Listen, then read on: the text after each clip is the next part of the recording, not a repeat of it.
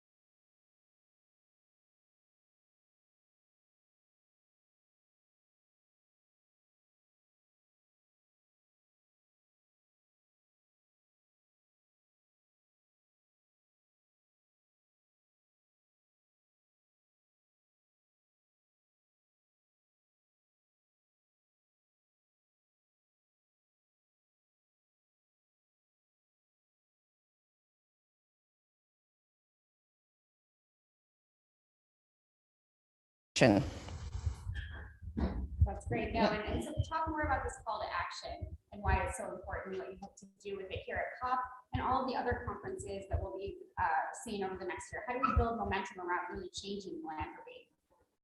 Well, I think philanthropy is already doing a lot of work. If you look at, there have been philanthropy working on food systems, working on climate, working on health, and more we're seeing that, we need to connect the dots and actually we need to take a more systemic approach.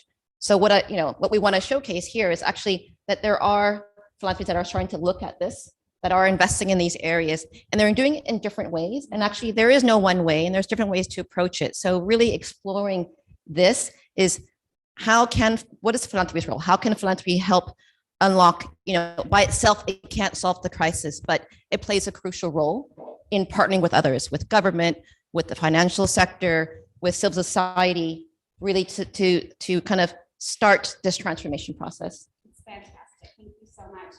Patty, I know there are many questions that we'll want to ask this evening, but before I introduce the panel, you have one question that you'd like to ask them all, am I right? I do. Well, I have lots of questions, but the one question is,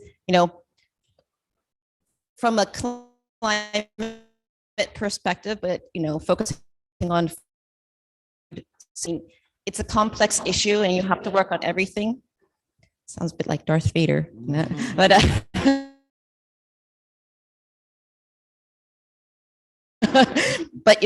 what do you? And we will get there. These hot topics, I'm sure, will come up throughout the conversation. Now,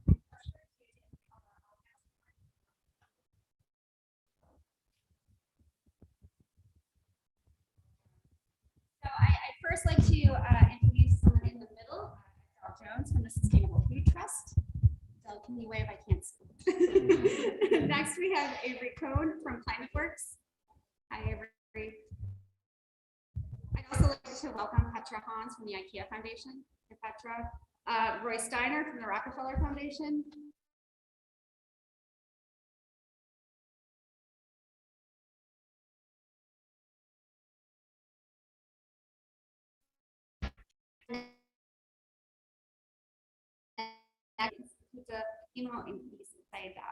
My Portuguese is terrible. Thank you so much.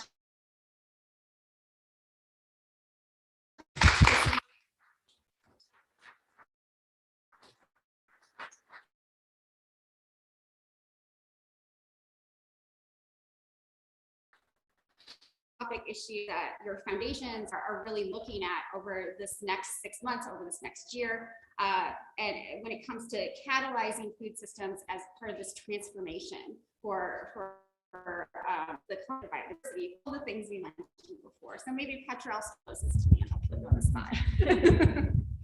Thank you. Maybe just to bit of what we do. As we carry the same brand name as IKEA, but I want to make sure that we're not associated as working in their supply chains. IKEA takes care of their own supply chains. So what we're trying to do is to work with communities to see how we can make agriculture inclusive, regenerative, and circular. And what we have learned over the past years, actually, when we started to work on this, is that we can work with smallholder farmers in the regions where we work. But working with smallholder farmers is not going to make any difference. So how do we connect them to the larger food systems work that we are faced with? How can we connect that to policy changes that are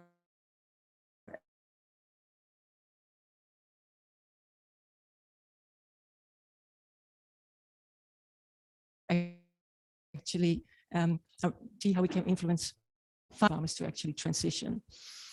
The hot topic that we are looking at now is actually how to take out the learnings that we have seen so far.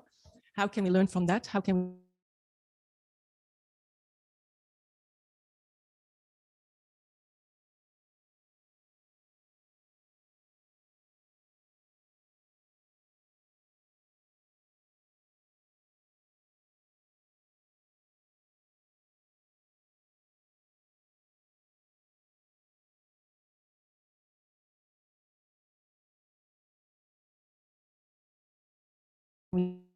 transform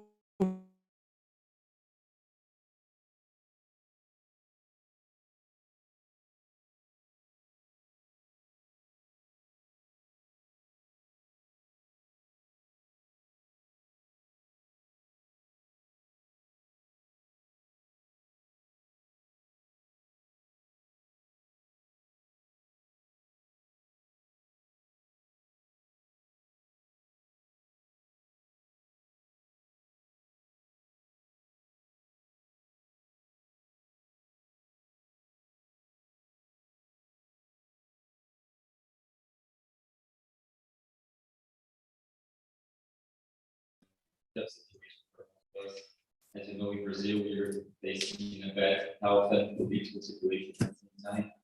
And the Institute for Climate Change, that the institution that I work for, we are supporting organizations, civil society, private sector to engage in the climate agenda. And this is the topic that we have to deal with. That's the inclusion. We're talking about changes that we want to see in the climate agenda that will have its effects over the most of the population, with most people, and especially for developing countries. When we talk about, for example, land use changes and the transformation that we want to see in the agriculture sector, a lot of the decisions that are being made are not including people that really will be affected by the decisions and the impacts that we're discussing here. So I don't know if you had a chance, for the ones that are participating at the COP, we had a chance to bring a lot of representatives from the traditional communities, traditional populations, indigenous populations of Brazil to be here, to understand what's going on, to be part of the discussions and the decisions that eventually will be decided will happen here. And for me, it's super, super important that we advance on this issue of inclusion. If you are demanding for these populations, to these small farmers, to face a transition in terms of the way that they are dealing with the forest, they're dealing with the natural resources, they need to be part of the construction of the solutions as well. So, of course, there's a lot of issues that we can discuss about financing, about measuring accountability, but the issue of inclusion and governance, the way that these populations, the way that people is participating on these decisions, I think that's one of the key issues, especially with this rise of nature-based solutions, the impact of food systems over the climate. This is one key issue that brings people to this agenda. So how can we make them more participatory on this decision? Wonderful. So participatory decision making for collaboration.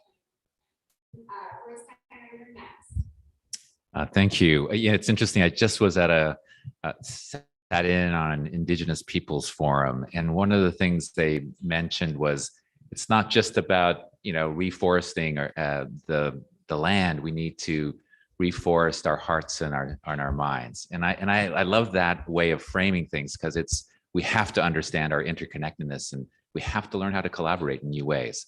And that's going to require, we all recognize that requires food system transformation. Well, but that's a hard concept to get across, and we need to be much better at explaining what system transformation is. One of the hot topics that we found quite helpful is the whole idea of true cost accounting. Policymakers understand that. Regular people can get the fact that, we have a food system that actually creates twice as much cost as it does value. We've actually created a value destroying system, with diet-related diseases, environment, and economic opportunities. And when you put it out in that kind of straight way, people go, this doesn't make any sense. We need to change. And therefore, then you can start having these conversations about what kind of change and what kind of collaborations we need in order to make significant shifts in the value that the food system is creating. I'll stop there. I could talk a lot about this. Thanks so much, Laura. I love this idea of communicating around the costs and benefits of the decisions that we're making. That's great. So, Stefan, would you like to go next? Yeah, happy to do this. F20, as the name already suggests, has something to do with a group of 20, and we are referring to the G20 countries. There's a couple of engagement groups around the G20, and our main idea as F20 is the alignment of the Paris Agreement and the broader context of the Sustainable Development Goals with the G20 politics. The G20 is an informal group of countries, but representing 80% of the global greenhouse gas emissions, the largest share of the economic activity. So if we get it right in this group, that's the idea, then we can contribute to a lot of problem solving on the UN context. And there's no way of the G20 taking any different rule than what's in New York 2015 and 2015 with the SDGs and the Paris Agreement. So that's the foundations. I guess you're going to talk about that as well. It's not just where they invest, but really increasing the investment of climate philanthropy. I let it up to you to mention the figure, which you've just launched, but it's just breathtakingly bad to see how little contribution goes into philanthropy on a broader context.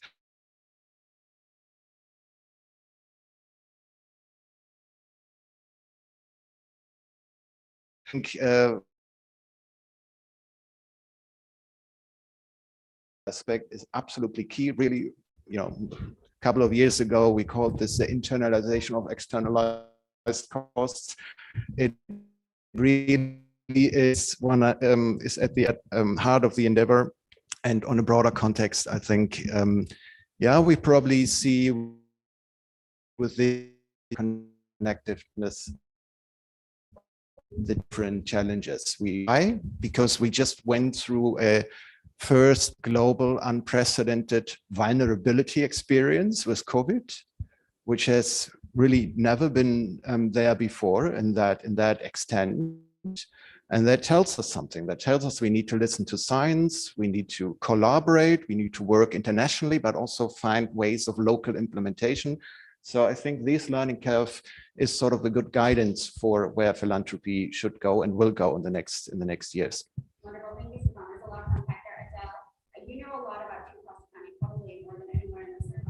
So I wonder what your comment is. Thank you, Dan. I'm going to mention true cost accounting, but I'll come to that in a minute. And I suppose I come to this discussion with a slightly different perspective, being a grantee of philanthropic funds. So a quick intro to the Sustainable Food Trust. We're a small UK not-for-profit, but our mission is to accelerate the transition to sustainable food and farming systems globally. And I had a few points to make. The first being one that I've heard a little bit mentioned already, but it's really important with philanthropy that we have really key, clear outcome objectives as grantees that are measurable. And I don't just mean kind of KPI for the sake of having KPIs to get through your funding application. It's, I think about the ground and really making sure that every philanthropic in terms of impact.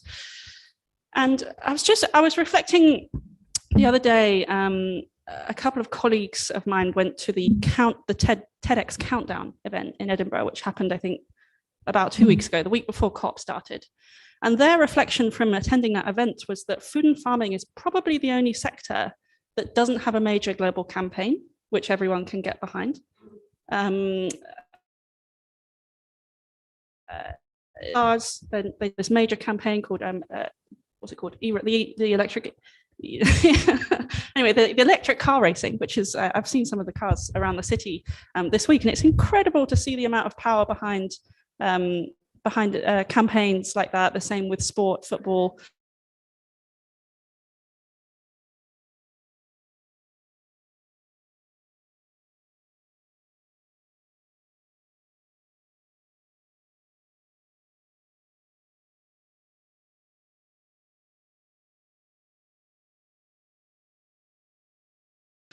It is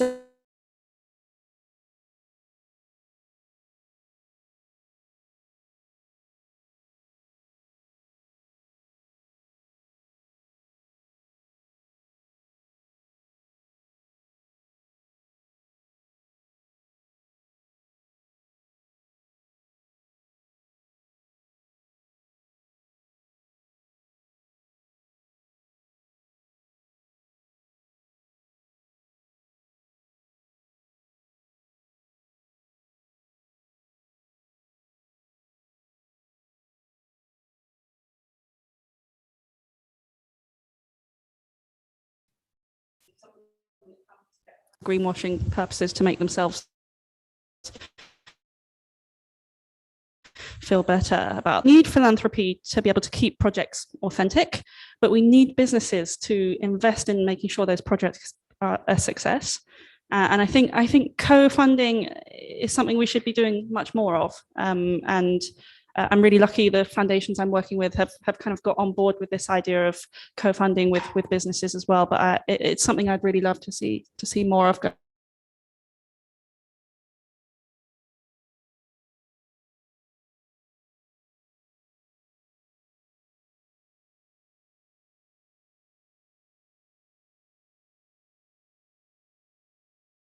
It's using philanthropic tools, and food and agriculture is, of course, a big part of that. And that brings me to my hot topic, which is delivery.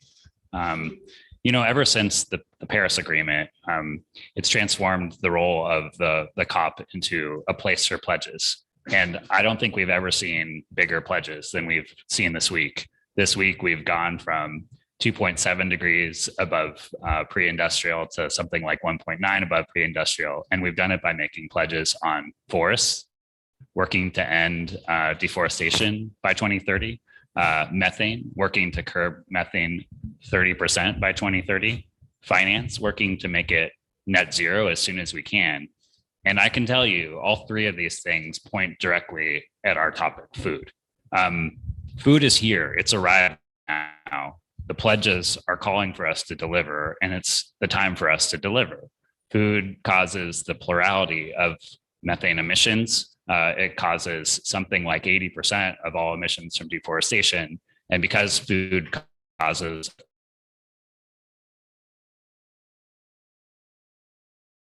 a third of all global, but we're way behind in delivering the benchmarks we need for food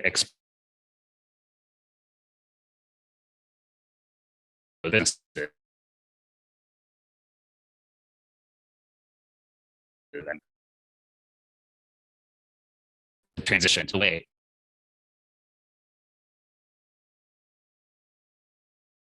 Style talking about, which is the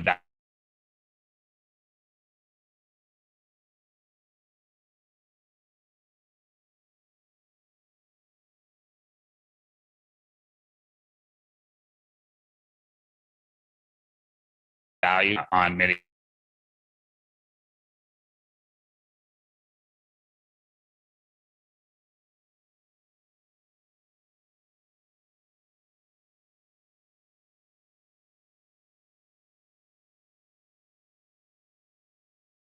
financial accounting standards beneath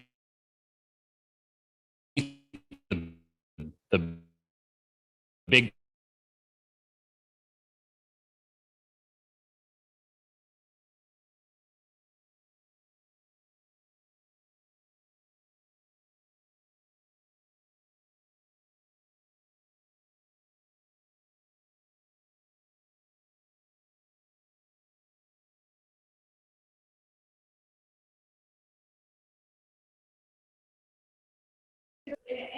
in essence, really filling people up, but not exactly nourishing them, as we've seen with chronic disease and obesity and all these other things. So I'm wondering how we can get philanthropy to focus, to turn their focus from that idea of increasing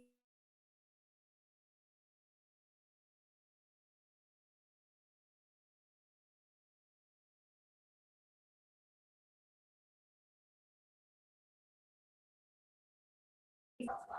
I don't know who wants to go first. I might pick on Roy Steiner.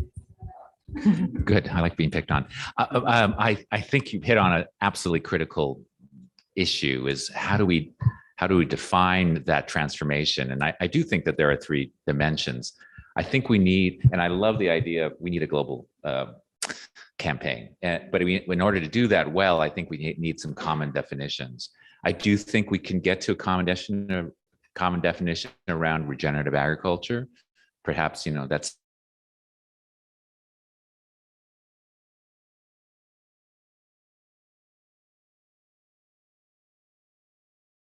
that over time in diverse situations, equity, some element. We've got to get those three things and some level of a consensus around that, and then a narrative that that policymakers and the general public can understand. But there's something about aligning around those three things that I think are critical.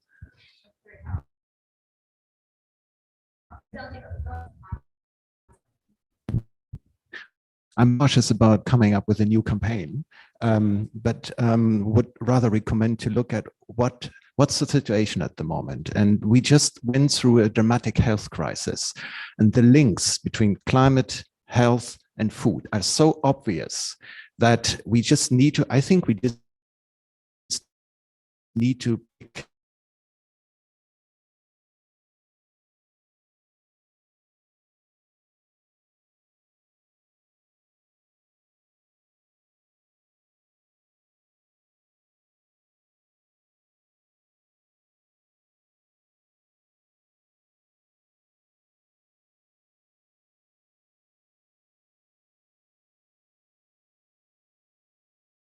snack.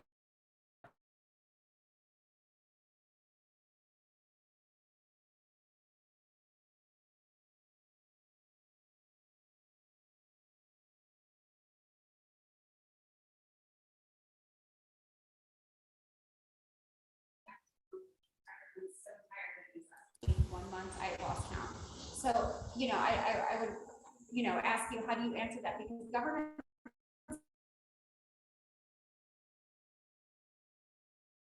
for 2019. Well, I totally understand. I also want to go to, business as usual to a certain extent, but I will never forget that experience, which is still ongoing, and it's still not over. And I think we just need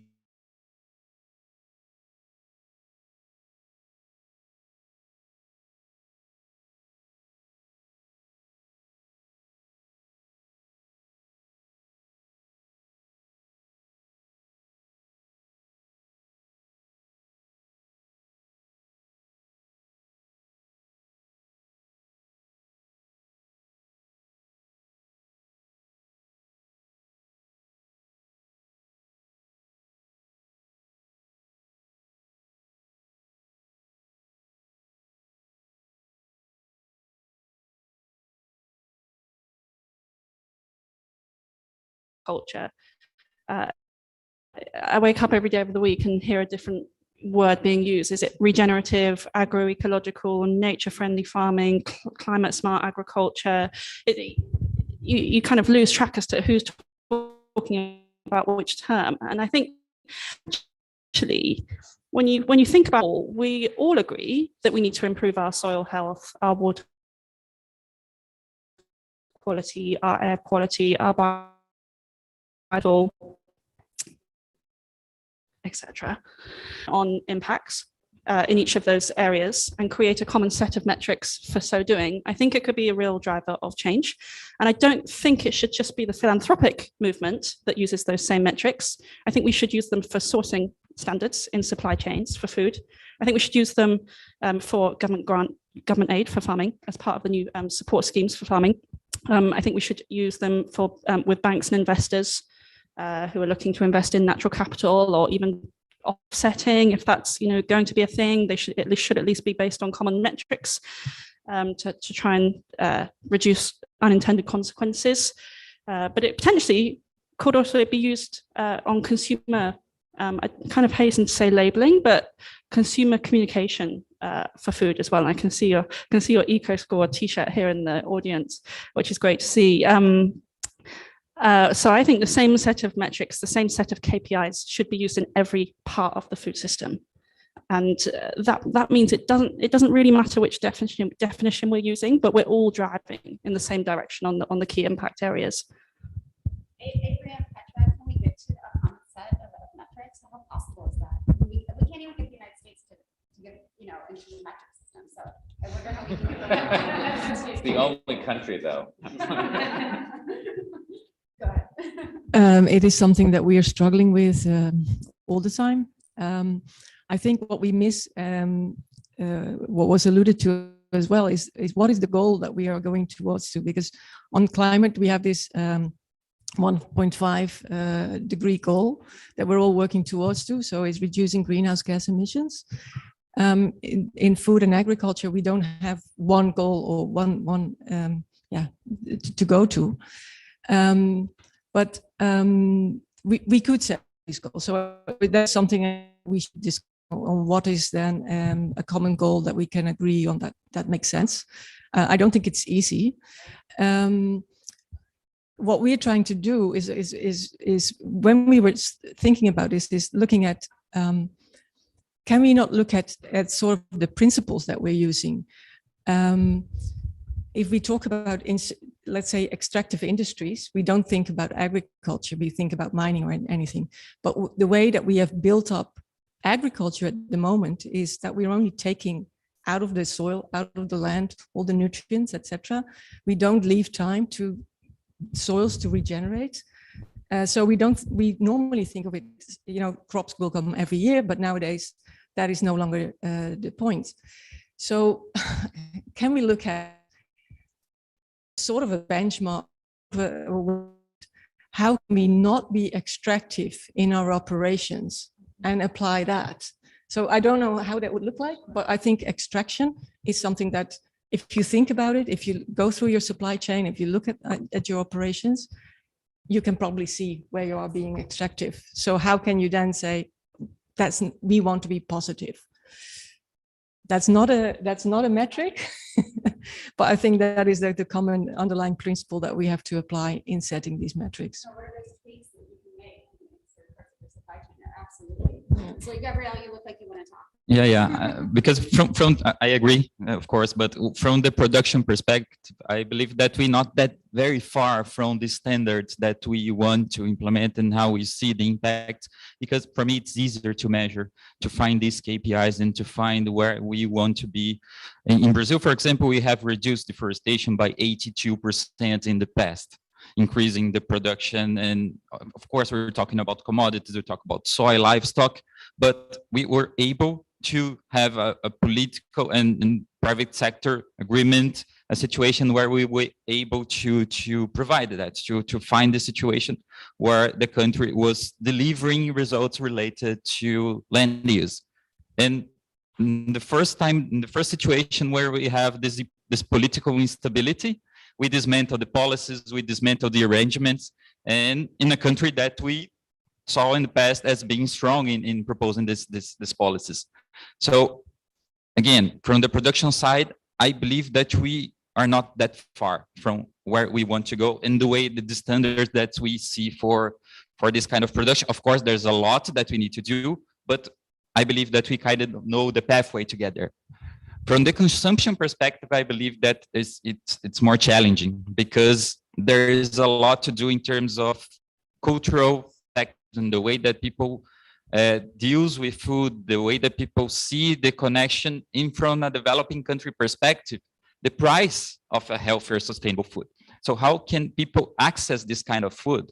When you go to a supermarket in Brazil and see the organics section, it's much more expensive than the regular one, the ultra processed food. So this is something that you have to deal with. Of course, there's a lot of things related to the offer of this kind of food and the way that they're going to put that on the shelves, but access, and again, get back to the point of inclusion. So how can we bring people, especially in developing countries and poor countries, to have access to this kind of food? So having instruments like short circuits of production and consumption, have these regenerative agriculture and agroecology schemes offering directly the food for peripheric population. So making these connections is part of the way that we're going to find the ways to connections as well. Absolutely.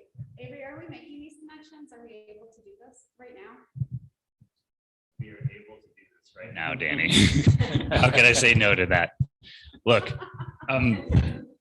backing up, I think that the most powerful tool that we've got today in transforming food comes back to, in fact, that 1.5 degrees C target, because what that does is it sets in motion a set of processes for businesses and governments to make commitments, including fiduciary ones, to get with the program. And it says, by 2050, we've got to get to a certain point. And in order to get to that point, we've got to undergo a transition along a pathway. And in order to figure out the pathway that we go down, we need to do the analysis. And we need to ask, how far are we from that pathway if we do nothing, if we stay on business as usual? And what we see in the food system is actually not a narrow pathway, but a pretty broad corridor, actually. And what's exciting about that is there's a way to move through that corridor in a way that doesn't just satisfy our climate goals, but also satisfies so many of these other goals too. And so for me, it all is about this transition road mapping, starting globally, downscaling it to regions, downscaling it to sectors, downscaling it to companies, getting with the program, making a plan. And that way, you got to value what you're already producing and understand what sorts of negative externalities it entails, using true cost accounting approaches. But you also have to ask, what are we doing or failing to do to plan for the future, investing in the innovations that we need, defined broadly, by the way, not just the technologies, but also the things that deliver them to get them to scale. Are we good corporate citizens? Are we supporting the right kinds of policies? All of these things are part of the transition expectations we ought to have for every powerful actor in the system, be it a business or a government. Absolutely. Those are all good questions. Yeah, can I build upon that? I mean, I do.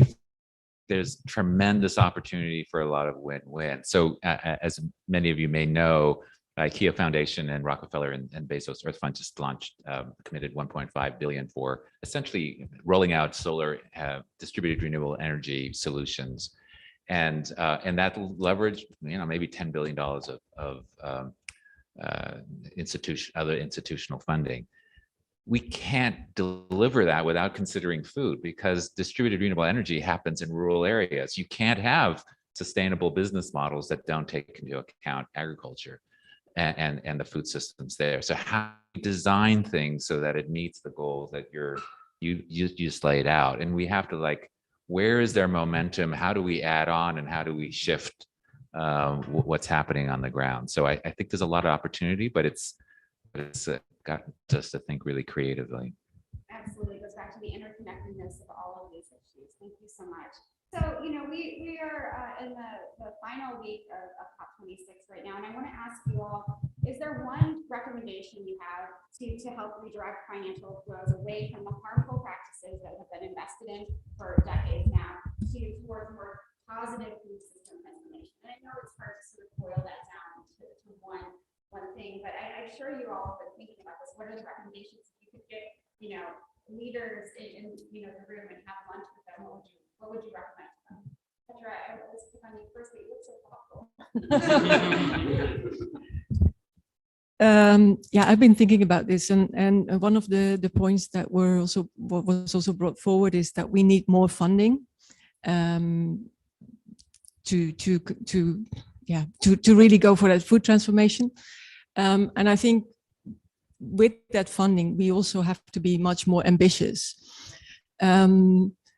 What we saw coming out of the Food System Summit, for instance, was the fact that agroecology was now sort of recognized as a viable food systems transformation pathway, which is one of the first times that it was really recognized at that level, to that extent. And I think if we want to go forward, we also have to put our weight behind that and make sure that we invest in these kind of transformations as well. And these are the ones that I think if you look at all the work that has been done in the past, there's been a lot of research into agriculture, into, for instance, into cereals or whatever, driven by business interests. So there's an enormous body of evidence for industrial agriculture, let's say, and not so much for, how can we build a case for an agroecological approach to food systems.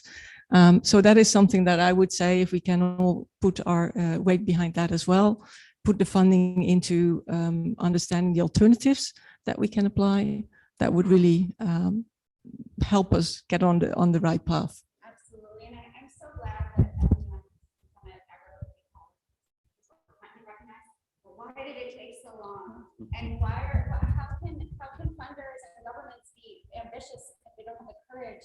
They should have recognized that 50 years ago. I think it comes back to the metrics as well, because all the other systems are measured in maximizing profit per hectare or yield per hectare. And that is not something you can do with agroecology. That doesn't work like that. I think that is part of the problem. Great, thank you. Appreciate that. No, that's an excellent point, because if you were a soy farmer or a livestock farmer, you know exactly how much you're going to earn on that area. You know exactly, the bank knows exactly how to implement those packages, the technological packages, everything is built to this kind of systems.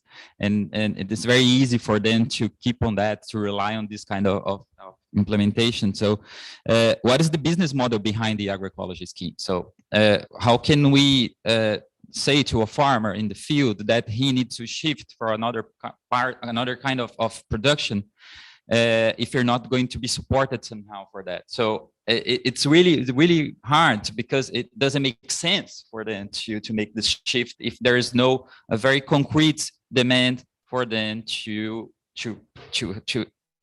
have the access for this kind of instrument. So this is a super important point. And for me, it brings also, of course, we're talking about here the international negotiation, how we're going to foster countries to move ahead. But we need to understand as well how we're going to settle these incentives into the domestic policies. Because in the end, the way that the countries will support, will deal with loans, will deal with the instruments at the national level, will influence a lot the incentives and the way that the farmers will handle this agenda. So technical assistance, the loans, the packages that are available for farmers to make the shifts, it's part again of the production side that we need to shift as well. Thank you so much. Avery, I want to go to you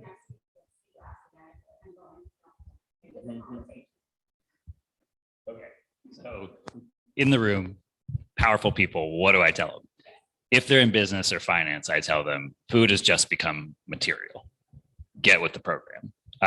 It was always a moral imperative. Now it's material as well. We have a set of tools that we know how to use, that we've applied, by the way, really well in the energy sector to figure out how to transition to a lower carbon model. And we need to apply tools in a similar way in food. And to governments, I'd say there's opportunity here in the same way that there's opportunity to invest in infrastructure that can help position governments and their economies to be at the head of the curve of the rollout of sustainable technologies and energy. It's the same in food. And I think we as a field have work to do to tell that story of what are those investments, what are those infrastructural investments that help the farmers to help themselves, to help food chains to become far more sustainable and innovative. And when we do that, we can we can both move towards our climate sustainability, health, and justice goals, and we can also grow the economy too. Absolutely. I'm always hearing that storytelling. Right. The Rockefeller so much since it was started, and I mean a lot of this that you've seen personally. And I'm working for, people come to you for community, but you're hearing the recommendations from them on the ground. But what would you like to tell other funders and planners? Well, I do think that collaboration is critical. It's one of the amazing things, I think, the IKEA Foundation here, that we couldn't have done what we were able to accomplish in such a short period of time without collaborating with others. So you can't go alone, and we need to create that consensus. I think for there's different stakeholders, and we need to speak their language. I absolutely believe that food is material. It's going to affect your government, your bottom line, but it's also there's all the other dimensions. It's not just the economic dimensions, but cultural and spiritual and all of those other things that we need to have everyone engaged. I'm not really answering your question, but yeah. Yeah. Okay, I try to be concrete. My recommendation to funders is actually, I think every philanthropic institution, no matter if they're working in the climate field or not, should at least take a stand in these next years to say, politics, you just need to get your stuff together. We don't work in this necessarily. We do culture, we do other things, but you really need to do this. I think we need all hands on deck now, and philanthropy is really a key player here. So take a stand. Secondly, align your mission with your own investments. That can have actually a big leverage, because some of the foundations sitting on a lot of money, and it does make an effect as asset owners, whether you channel that into things that are actually contradicting your mission or not. So aligning that. And then thirdly, of course, increase the programs. As you didn't mention the number, it's less than 2% of philanthropic money goes into climate, less than 2%. So increase climate philanthropy in that sense, and update the programs and keep the programs flexibly enough so that NGOs can work with it. My recommendation to politicians, just one, because we discussed this in the steering committee of F20 a great deal, and we ended up with 40 very concrete recommendations to the G20. I just gonna go through them now. No, I don't. But if I would pick one, I would say decarbonize finance. And decarbonize finance means first and foremost that you somehow make CO2 emissions attached to companies or to financial products, so-called financial products, makes them visible. So we need mandatory disclosure of mandatory carbon disclosure in the balance sheets of the companies. That would be really a game changer, I think. I love that kind of transparency. Thank you. Before we go to questions, Adele, you have the last word. I was pretty pessimistic coming into this COP, I have to say, because it really felt like food and farming was, in the sidelines. There's been some amazing sessions in all these side events going around on food and farming, but on the main agenda over the road, really nothing at all, or very few. However, I have been in loads of sessions over the last week where I think everyone is agreeing that COP27 has to be the COP where food and farming really reaches the top of the agenda. And my recommendation to governments, if and when we're to do that, hopefully even before COP27, is to set a common set of metrics for measuring the impact of our food systems that runs from farm all the way through the supply chain, and then can be aggregated up at a food system level as well. And if we can set those metrics, then it means we can really start to value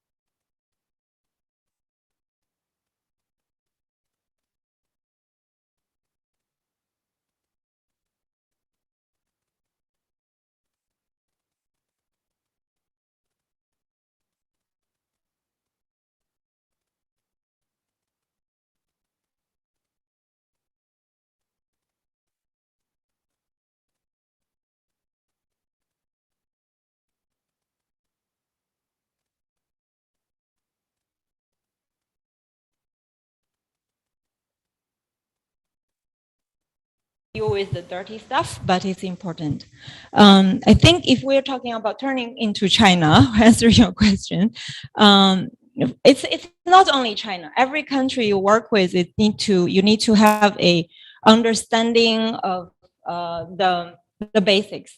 So probably none of people here know that China has a law of reducing food waste. We have a law stop food waste. Very few people know that outside China.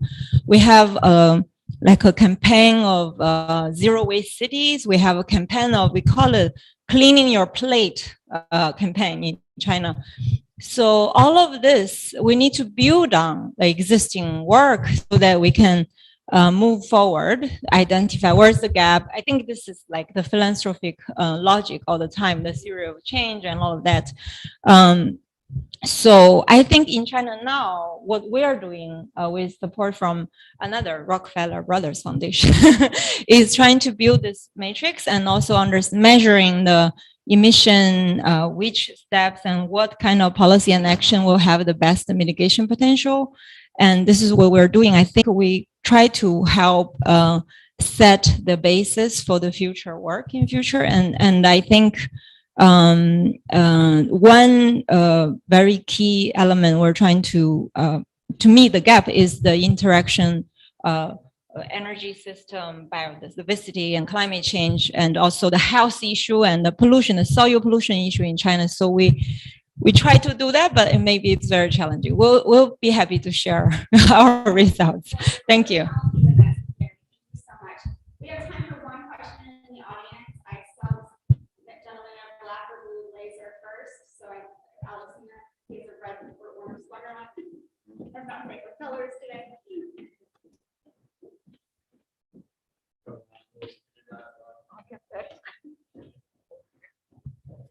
Thank you. Good evening. My name is Richard Swanell. I work for WRAP. WRAP is an NGO that works in around 40 countries on food, textiles, and plastics. And I was really struck by that comment of no regrets. You know, how can we make and focus our efforts on food transformation with no regrets at its heart? Because what I've seen in the COP is that we've got elements of food system transformation in COP. We have a bit about agriculture, we have a bit about water, we have a bit about waste, but we haven't got food system transformation, as you all said, in there. So if we're articulating, and I'm putting you in an elevator, the classic elevator pitch, if you were in an elevator pitch, what are the 3 things, or I'll let you go up to 5, that you would say, these are the 5 things you need to do in food system transformation, which are no regrets and are going to deliver the objectives that we need for food system transformation? I will pick on someone. Stefan, I'm looking at you. I just fire. You want to know the 3 things that I'm going to say? Just one. I'd like the 3 things that no regret are food system transformation. So we're really clear on our priorities. That's really what's at the bottom. If I may, I'm actually very convinced of the 7 principles that we heard in the first place. I've actually looked at them from the Global Alliance for the Future of Food, and renewability, resilience, inclusivity, and so on. And I think they give really good guidance. I was put on the spot here, so that's all I can get in the first place. That's a great recommendation. Thank you so much. Anyone else want to weigh in? We were talking about deforestation here and the way that we're handling with the production, and it would say no deforestation. We cannot have the situation of have this increase of deforestation back again, since we were able in the past to deal with that. So my claim, it would be no deforestation. We don't need that anymore. So the first thing that I would say, and we're seeing part of the private sector, the commitments that they're making, we don't need deforestation in tropical areas anymore. So this is the first claim that I would like to make. Thank you so much for that. Anyone else? Get common metrics and use true cost accounting to analyze everything. You probably can guess this one. Make the transition roadmap, deliver on the transition roadmap, and do both of those things as inclusively as possible. Anyone else? Adele? what Roy said, more sort of more practically on the ground speaking, I would say restoring our soils globally holds the key to climate change mitigation for agriculture. So that would be mine. Work together. We have to do this together. There's too many moving parts that we can't do it alone.